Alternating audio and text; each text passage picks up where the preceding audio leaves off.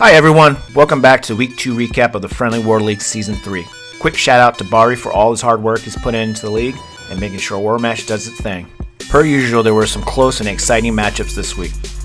However, the format of this week's video will be a little bit different as unfortunately I'm not able to recap all 14 wars each week. So the plan going forward on these recaps is I will try to nominate a War of the Week to be, well, the War of the Week. I know, very creative, and hey, you get what you pay for. To be clear, I will nominate one war for the small division and one nomination for the large division. It will be a quick recap on how that war's events went down and any additional thoughts that I might have on that war. Alright, with the PSA out of the way, I'm your host Moo, and let's get into the small division action. This week's nomination for the small division is the mighty Whitey Tidies clan versus the powerful Midwest Mafia clan. As this matchup couldn't have been any more even, as those two clans took each other's best shot, and the outcome still wasn't decided until the very last minute of the war. With the score being tied at 39 stars and virtually tied in war destruction percentage, both clans still had one attack apiece, which happened to be their number 2 Town Hall 11 player on each side. Now I'm not sure if both clans scripted this, but both players, Neckbreaker from the Whitey Tidies and Dak 11 from the Midwest Mafia, were attacking the same opponent base, which happened to be the one base from both sides. Adding to the spins on the war hype, both players are also the clan reps of each respective clan. Crazy. So not wanting to tip their hands, both players waited until the very last minute to begin their attacks. Once the dust settled, Dak the Destroyer scored an impressive 2-star 81% attack. Would this be enough? Well, Master Neckbreaker was definitely up to the challenge, as he has already posted a Town Hall 11 3-star attack earlier in this war. Once the final second ticked off from his attack, he has scored a 2-star 85% attack to secure the victory for his clan by a margin of just 0.27 war destruction percentage.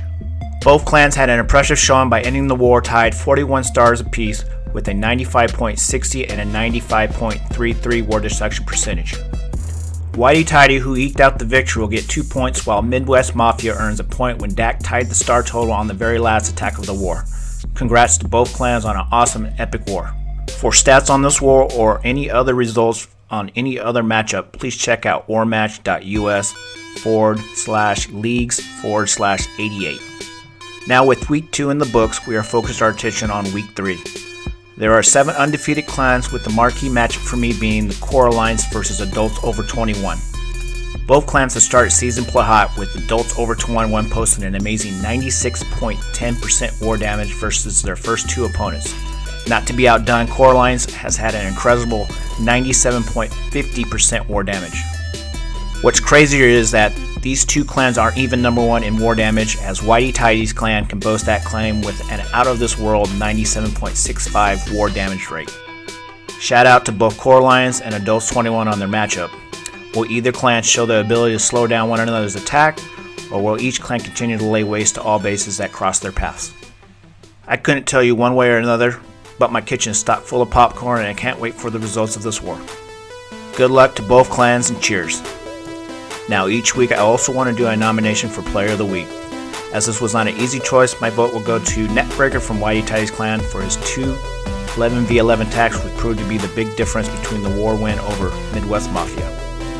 I want to point out that after 2 weeks that stats are showing that it's still pretty darn hard to 3-star at Town Hall 11, as only 14% of Town Hall 11 attacks are 3 stars in the small division. Fun fact, if you combine both successful 2 and 3-star Town Hall 11 war attacks, that current success rate is at 71% for all war attacks, with the average war destruction being 76.8% for all 2-star attacks. Is that too high, too low, or just right for players? Let me know below in the comments or on our Discord channel. Last, I want to bring you the attack of the week. Although there were some incredible attacks that will be shown later this weekend, the nomination this week goes to a 10v11 attack that freaking won the Dallas Cowboys versus Pinnacle FT War, which is currently being shown as I speak. Now some of you might ask, why would I nominate a 2-star attack? As some of you will argue it's harder to 3-star a 10v10 than a 2-star 10v11. And to those folks, I say whatever, because not only was this a badass and awesome attack, but because of the circumstances and pressure of the attack. As Commodore 64 was not only going up against a max Town Hall 11 base, it was the last attack of the war, and his clan was down by both 1 star and the war destruction percentage. Pulling off any last second attack for the win is hard, much less hitting them on a max base takes major cojones to not fall apart under that amount of pressure. He not only got the 2-star, but the 65% he got on the base helped steal the extra point given for the overall war destruction. Kudos to Commodore 64 on an amazing attack, kicking ass, and chewing bubblegum. Well, I'm not sure he was chewing bubblegum during the time of the attack, but either way, awesome job. Another fun fact, the league average for a 10v10 3-star attack is only a measly 16% in the small division. Crazy to think what the percentage would be if Infernal Towers and Expos weren't nerfed back in December. Would some of you be surprised or not surprised to find out that the success rate for all 2 and 3-star attacks are lower at Town Hall 10 than Town Hall 11 over the first 2 weeks? With just 68% of all attacks being a successful 2 or 3-star attack, and the 2-star War Destruction is also lower at 73.4%. I'm still sticking by my nomination for Attack of the Week, but so far 10v10 looks to be the hardest Town Hall level currently in the game. Oh, before I forget, I also want to shout out to the following players.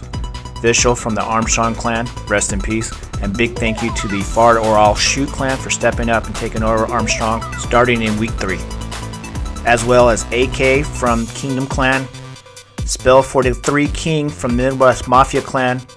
Those were the only players to have posted a perfect 4-for-4 attacks at Town Hall 9 over the first 2 weeks. Last fun fact, Town Hall 9 3-star attacks are currently at 39% after 2 weeks.